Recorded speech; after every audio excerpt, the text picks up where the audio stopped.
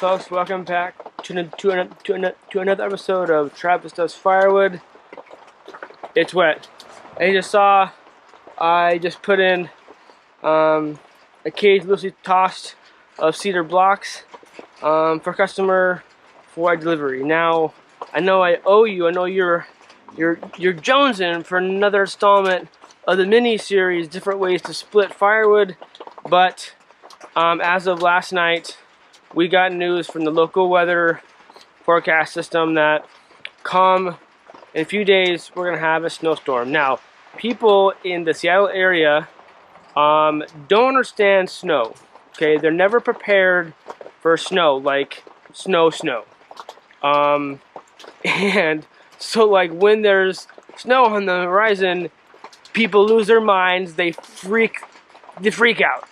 So I literally had like 7 messages last night, either for wood at the stand or for delivery. Now, I'm going to contradict myself in this episode at least twice. One of them right now, I don't deliver large quantities of firewood. But today, the next few days, I'm going to several times, mostly the cedar chunks because A, I have a lot of them, and B, I think I have my cedar guy coming soon. He's supposed to come a few weeks ago, but he has more cedar for me, and I need to make room. So if I can offload this plus delivery, money in the bank. So this is the first delivery. It's wet outside, so I'm going to use my blue tarp. First layer. Second layer is going to be the mesh tarp, so it'll hold it down. Loosely thrown in blocks. This is going to be 90 plus the delivery, so it'll be a bill. A customer is not there at the moment. He's at work or he's somewhere, which is fine. I trust him. He comes to my firewood stand, buys bundles and racks to supplement and mix with this wood. So kind of the best of both worlds. Anyway, I know where he lives. He knows where I live, and he's gonna come later today or tomorrow to put the money for the wood in the cash box. Rock and roll. That was fine to me.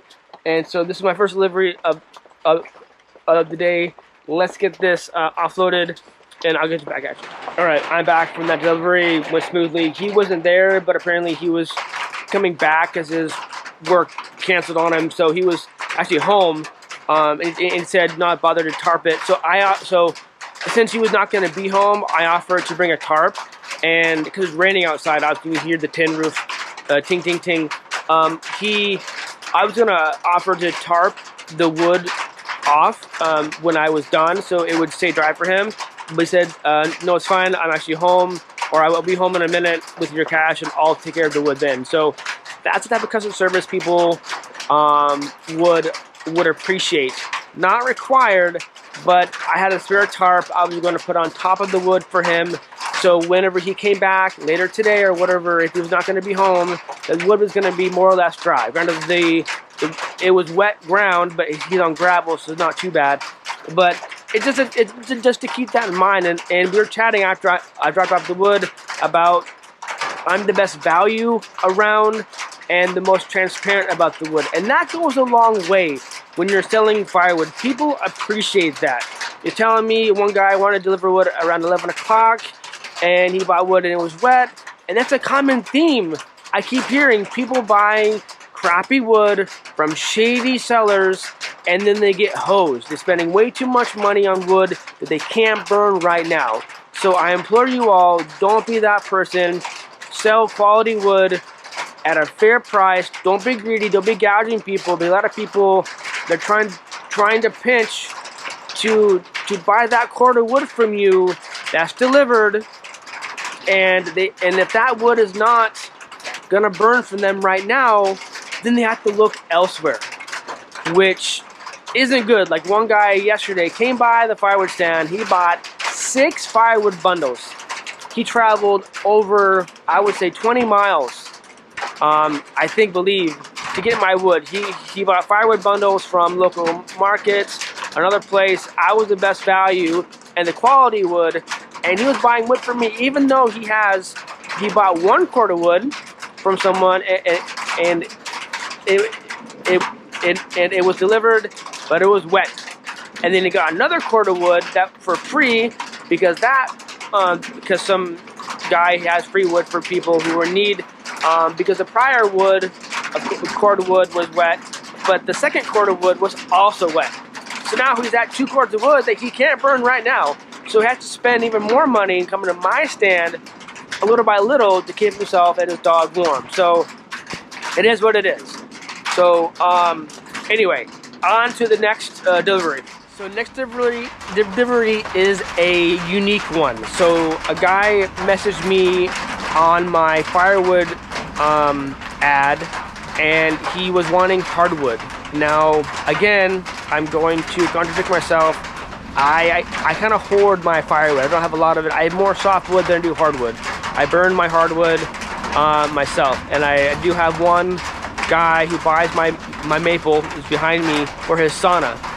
But this guy wanted hardwood, and I said, well, I mean, I can spare some. It's now early January. I'll probably be burning into March, and I think I have enough wood. So he's like, well, I'm like, so I can spare some maple. It's gonna be 25 for 30 pieces, a rack, or more or less one full wheelbarrow. And then he was inquiring further. So he wants to pay me for four wheelbarrows of the hard maple, and then he wanted some softwood. So I'm gonna mix 4 racks of wood for him, and then he wants it delivered. And this is a few towns outside of where I live, so it's going to be a hefty delivery. And then he wants to stack, so it's going to be a pretty good sale.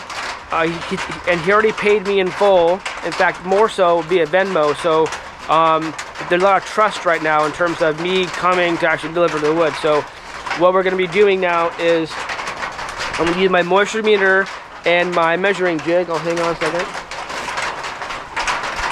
So this is my measuring stick. This is at 16 inches. This is what I use to measure the length of these maple pieces for my sauna guy, because his wood stove, wood stove, for his sauna maximum can hold 16 inches. And a lot of these pieces for the arborist are over 16. So my sauna guy, this right here has 16 on it. I use this as opposed to my measuring tape.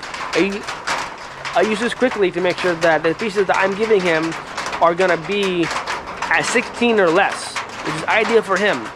But for this customer that's getting 4 wheelbarrows of the hard maple, I'm gonna measure where they're gonna be over 16, so I can save my 16 inches and less for my sauna guy, and the guy now is gonna get 16. Is gonna be over 16, so that's gonna be fine. So without further ado, let's get to measuring.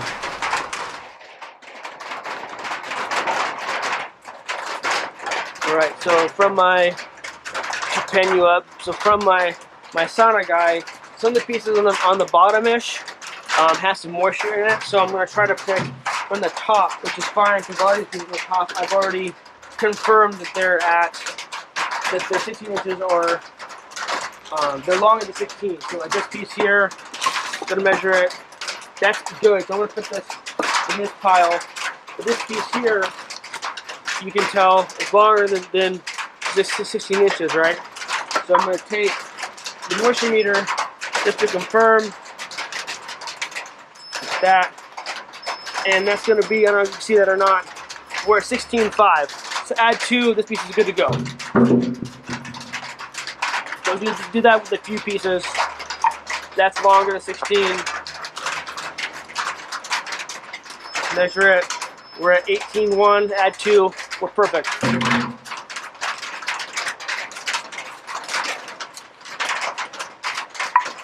Longer than 16. Moisture meter, we're at 9.4. Aside. So for some reason, some of these pieces didn't want to dry, even though they're like 2 years cut. That's longer.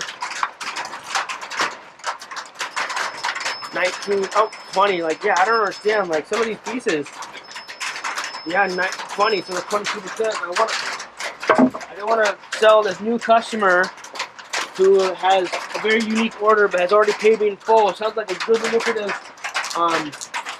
deal, and I don't want to sell them bad wood. Where's my stick? There it is. I need to paint this orange or pink so I can see it in my wood pile. It's over 16 inches. Measure. Yeah, we're at 20, so I'm gonna have to go higher on the wood pile now.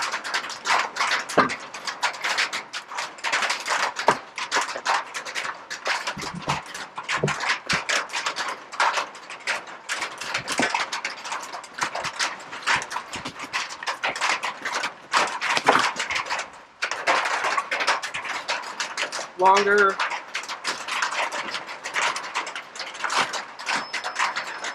$19.7.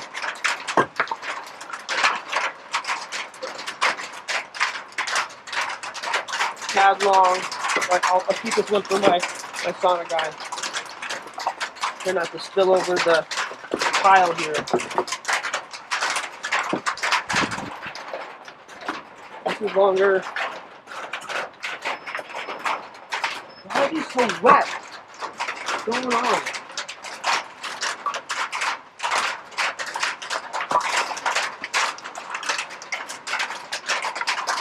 This is over 16.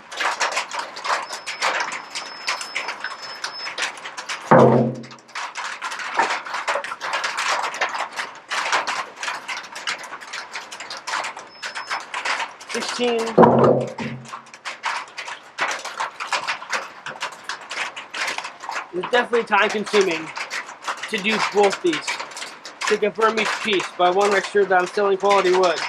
It's at 17, 18 something, so let's see if we're good. So let's speed this up.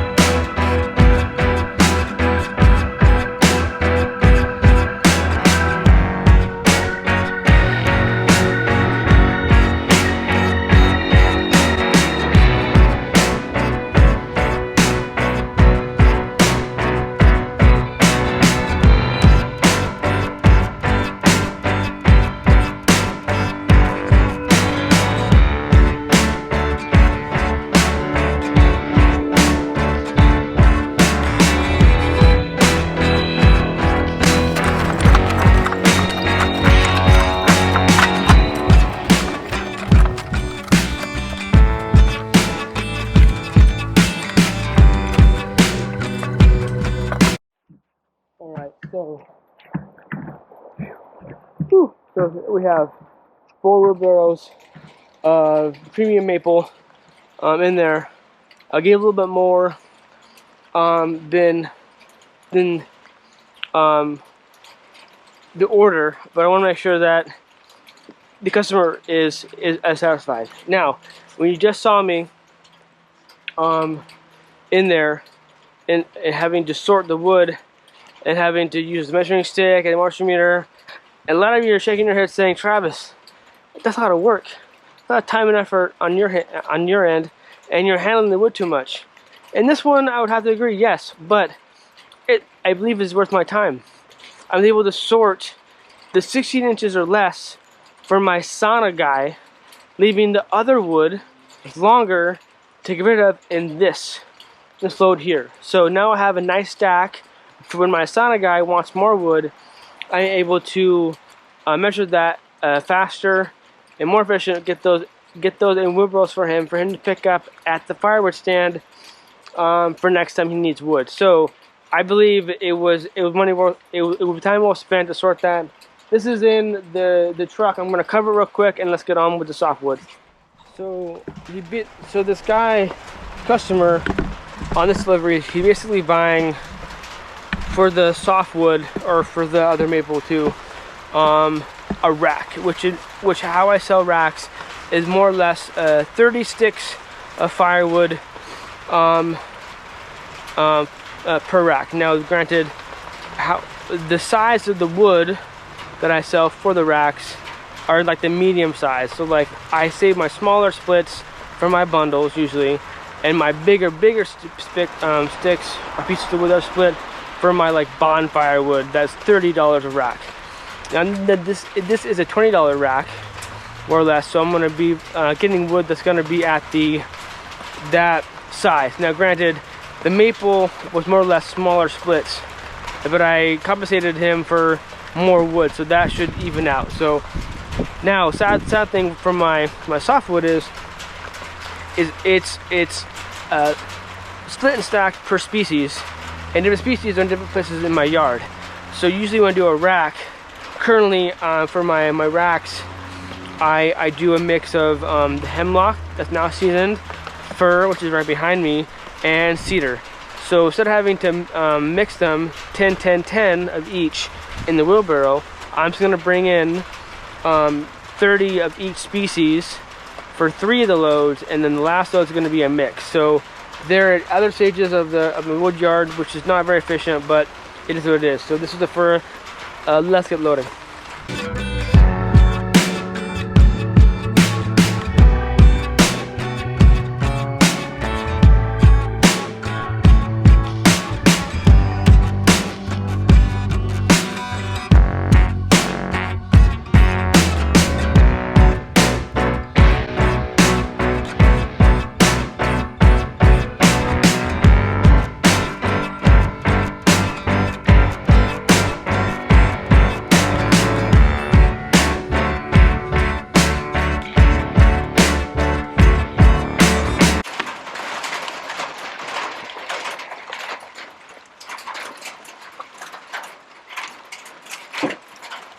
Alright, so I'm going to interject here. When I'm trying to pick and choose between the pieces for any pile, this is what I would use for firewood bundles. Short, or it's small, there's no knots in it, easy to stack.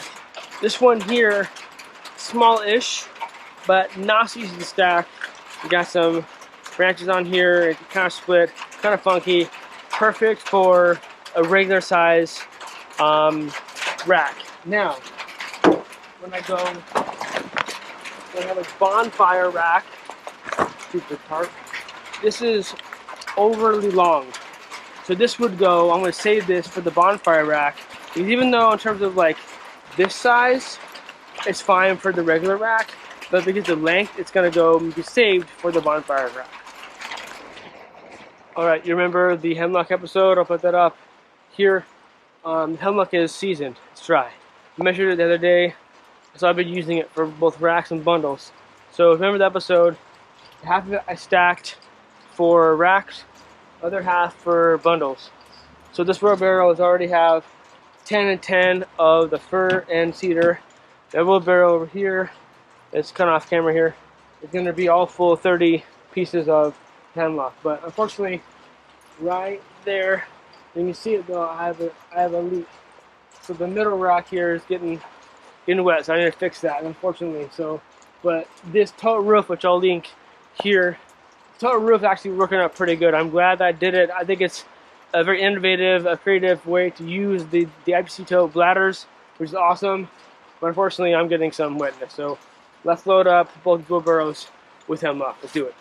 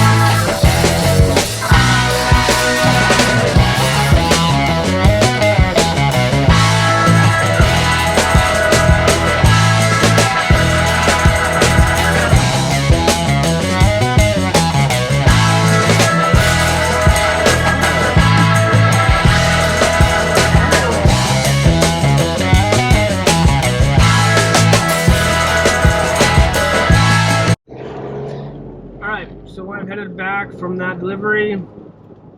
Interesting. It's in this small town outside of a bigger town that is like two towns down from me. And it's at the edge of the next county over, King County, which is King County where Seattle is. It's located. So I'm in the county north of King County, and it's this house was in the middle of nowhere, and people who live, from my experience and my opinion, and I could be way off in this customer, and if I am, please forgive me. They like their privacy. They live where they live. They don't like a lot of neighbors, hustle and bustle of a city, and they keep themselves, and it's what it is, and that's fine. That's totally fine. They wanted this very unique delivery I mentioned before, and they added a second part, the softwood at the end, and I believe, and so that when they paid me via Venmo, they doubled the stacking fee from 20 to 40, because I think they thought that each part was going to be a different fee, where I was just going to stack it upwards of like 1/3 of a cord for $20, but it was under 1/3, and then they added more wood, which is still more or less at 1/3 of a cord. So I told them via message, I'll leave you a 20, because you overpaid. And then when I get done stacking the wood at their carport area, I went to go bring out my phone to take pictures of it so that they know that I had stacked and it's finished. I stacked the maple on one side and the softwood on one side, so it's all separate. They didn't have any. It was on like a little like covered area with a slab type thing, so it was nice, but the roof was leaking and the slab was kind of wet. So when I got there, I asked if they had any like 2x4s or anything to lay down on the slab before I lay down, before I stacked the wood. They said no, which is fine. So I guess hopefully the water won't leach into the wood that's on the very, very bottom. But anyway, so I stacked it and took a picture. And when I did, they messaged me, or he did, that you can keep the 20. Thank you for for driving us all the way out here, because it was definitely a drive. The delivery fee was $60. I charged more or less a dollar per mile, and it's round trip, so it was 30 miles one way, more or less, and so it's definitely way out. It weighs out there, and I guess he couldn't find a seller locally, or that he trusted, etc. So I'm grateful for the opportunity. I said thank you for the sale. Let me know if you need more wood. Let me know. And they responded with yes, like you are our guy now. So it pays to be transparent. It pays to be communicative, answer any questions they may have, send pictures of the load prior to you leaving, send pictures if they're not there, if you stacked it or you dropped it, send pictures of it dropped and stacked, so they know it's done, so there's no wondering. It's always good just to be, I may be overly communicative via text or messenger to like a fault, but I want to make sure that my buyers are comfortable with me, especially if I'm a new seller to them, that they are investing in wood that will keep them dry, or keep them happy outside with their beers, just having a good time, because it costs money, and not everyone has the funds to dick around with wood that is wet, wood that is crappy, with poor service. So it sounds like I have a good, another repeat customer in the future, which is good. It's awesome. I think I need to up my hardwood supply for my customers that want hardwood, and then I just charge a premium for it, which I think is reasonable. Another thing is too, with this customer, this new customer, the delivery was quite a ways out, and if they're kind of, not saying this customer was kind of a dick, but if the people when I go back and forth with them on Messenger or text, if they're kind of being kind of like a d-bag about it, I'll charge a few more dollars extra for delivery, or it's an area that I don't want to go to. I will pad the delivery fee, and don't be afraid to charge what you charge for delivery. Not everyone has an access to a truck, and everyone wants to load their own wood, and or whatever.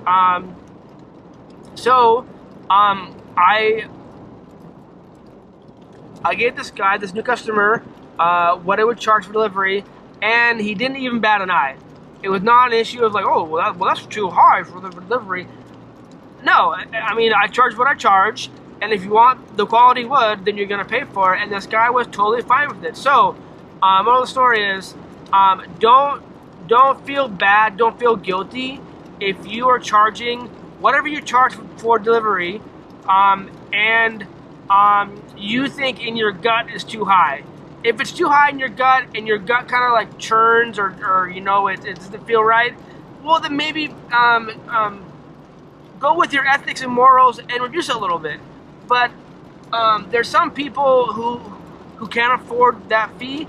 It's not a problem for them. Other people, it may be a deal breaker. So if they seem like they're in hard times, maybe charge them one way. But that's on you, though. That's on you to do, to be a good person, and to make sure that your neighbors stay warm during the cold season. So that's all I have to say. For right now, I'm on my back. So this is my delivery number 2 of the day. It is now 1:30. I'm not sure if I have one more in me. I'm definitely wet, and it's a nasty day of weather. Woke up today I woke up and it was 37 degrees. Right now it's 40 degrees outside. Definitely a cold, wet day in the Pacific Northwest. But let me get home and see where we're at. Alright, so you probably can't see me, but I just got back from my last delivery. I did not film it because I was in a rush. I had to go pick up my daughter from school, so I had to load it real quick and then tarp it off, go wait for her at school, and then drop her off at daycare, and then go make my delivery. So the last delivery, I'm exhausted. The last delivery was, it was half of the fir, so I had to come back in here next to the maple, and this is the fir, back in here with the truck, load some fir. There's a lot of chunks in here that are good for the bonfire rack, but not good for like rack wood. So I think I may need to split down a few of these pieces to make sure. And then the other half was the cedar chunk. So let's go check out the cedar chunk bin. The grass in the ground is so wet right now. Like, I hammered my grass with my truck today. It does not look good. These ruts. So I'm not sure if you can see this, but this is the balance of the cedar chunk. Here, let me turn on the flashlight. This is the balance of the cedar chunk bin. It was at this level, faced up. Now we're back in here. I know I have at least one cage worth of blocks, but we'll see how this goes. There's some small scrap pieces for kindling. So, yeah. So that's it for today's delivery. I know that I owe you some different ways to split videos, episodes, but I wanted to catch this series of deliveries. I think I have several more tomorrow.